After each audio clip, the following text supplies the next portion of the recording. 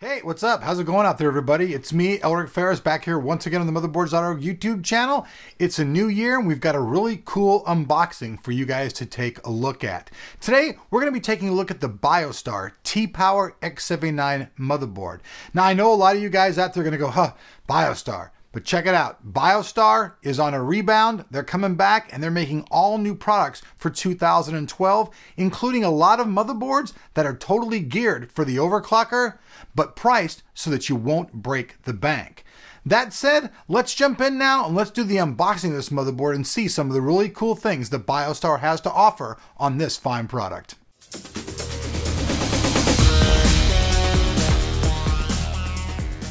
Okay, so check it out. Like all unboxings, we're going to start with the box. So right from the cover, we can see, it supports the latest Intel Core i7 CPUs, the 3960, all those latest, greatest ones.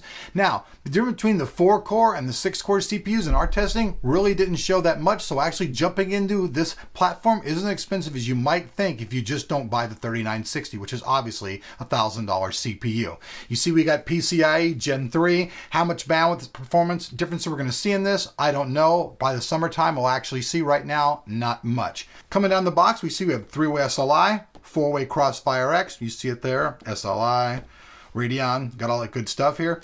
USB power, 8X external, so you can plug your devices in, charge your phone and all that stuff, even when the computer is shut down. 2 ounces of copper, you've seen that in gigabyte motherboards and other motherboards that are high quality. 2 ounces of copper makes the board thicker, better.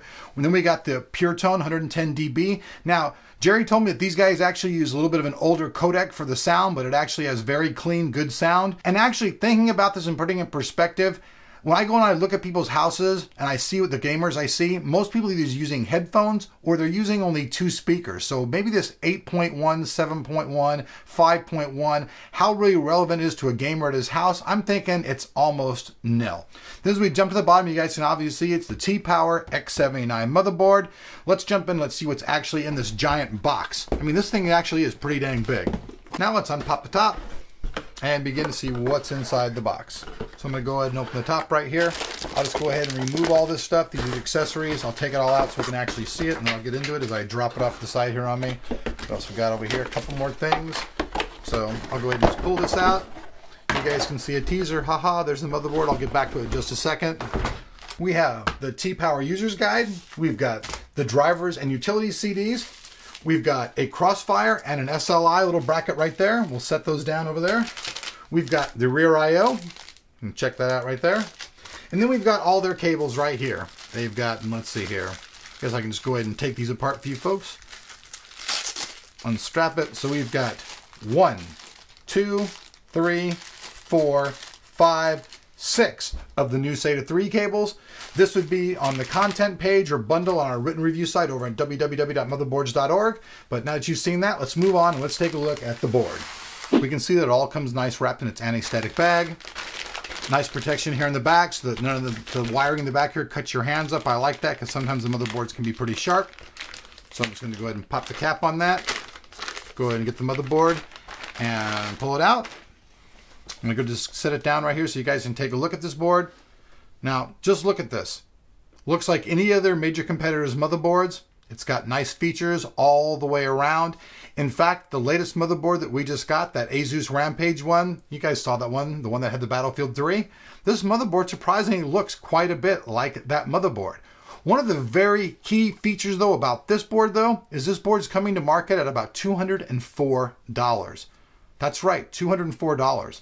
So we're going to start up here at the top. We see we've got the first, we have the 8-pin power connector here. Then we have another one right over here on the other side. Then we have the 24-pin power connector here. They've actually got a little warning little sticker right there on there. You can see that all the MOSFETs and everything is completely cooled all the way from top to bottom. So both bridges are completely cooled. We've got a heat pipe here running all the way down. This has liquid anything. It fills up the heat and then dissipates it out so it keeps the motherboard running good. We've got 2 sets of memory slots right here. Each one of these can support an 8 GB stick of DDR3. Supports quad channel memory, which is basically just dual channel memory, but they call it quad channel. So that pretty much takes care of that. You can see here, there's the ZIF socket. This is the new 2011 ZIF socket. All of the latest extreme processors, the i7, like the 3960, which you've seen our reviews on, go in this socket. Here we can see the nomenclature of the board. This is the TPower X79 is designated there. You can also see that we have a fan little header right here to hook up the CPU fan as well.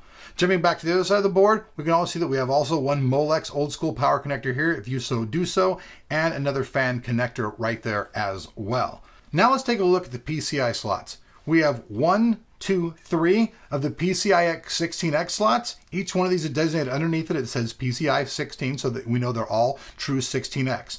Then we have 1, 2 of the PCI 4X. These can use the Revo drive hybrid that I reviewed. That'll stick in one of these cards. You could actually use this one as well, but these things are usually not used, and so I'd recommend using it because, hey, nothing usually goes in there. Then we have a standard PCI slot right here. If you have any old school stuff, you'll use this old PCI slot. A lot of people might have old modems and stuff like that. If you want, you can use it, take advantage of it. For the sound, over here we see a little Biostar label right here. This is actually the sound, and the chips right here are the sound solution as well. You guys can see right here, we have a little meter right here. This is going to come with error codes. It'll say B2, B3, ATAT. This will actually tell you if you're having any problems on your motherboard whatsoever, such as the boot up and whatsoever. This right here is the USB 3.0 connection. This is where you plug the little bracket in. A lot of those little external boxes you see use this connection. All of your case wiring is located right here. External USB and stuff is all right here. Everything is very clearly labeled on the board so you can see it. We also have another fan connector here. Right here on the board, we see that we have 3 controllers right here. One is to reset the CMOS, one is to reset the motherboard, and one is the power on. Those are all located there, so if you're actually running tests on an open air test bench, you can just easily click these on and off without having to hook up any crazy wiring. Just another thing I want to really go quick over the motherboard. I want to turn over to the side, and we're going to take a look at the SATA connections right here. We have 2, 4, 6, and then another one right here. So altogether, you have 7 of your SATA connections that you use.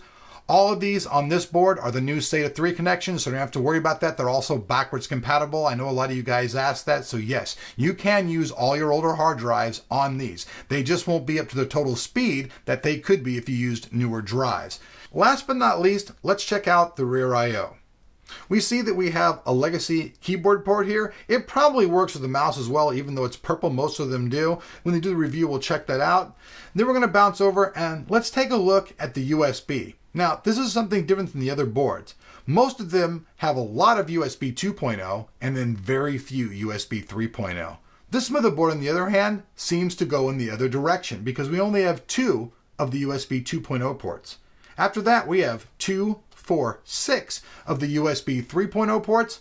We have a powered eSATA port, your LAN, and last but not least for the audio, for analog, you have all the 7.1 connectors right here. And if you want to go digital, you have coax and SPDIF located right here on the other side of the board. So this is it. This is the board. I'm going to move this back over here, folks. This is the board. This is all its contents. I'm Eric Ferris. I want to thank you guys for watching the unboxing. This is the new Biostar TPower X79 motherboard. Look for the full review soon.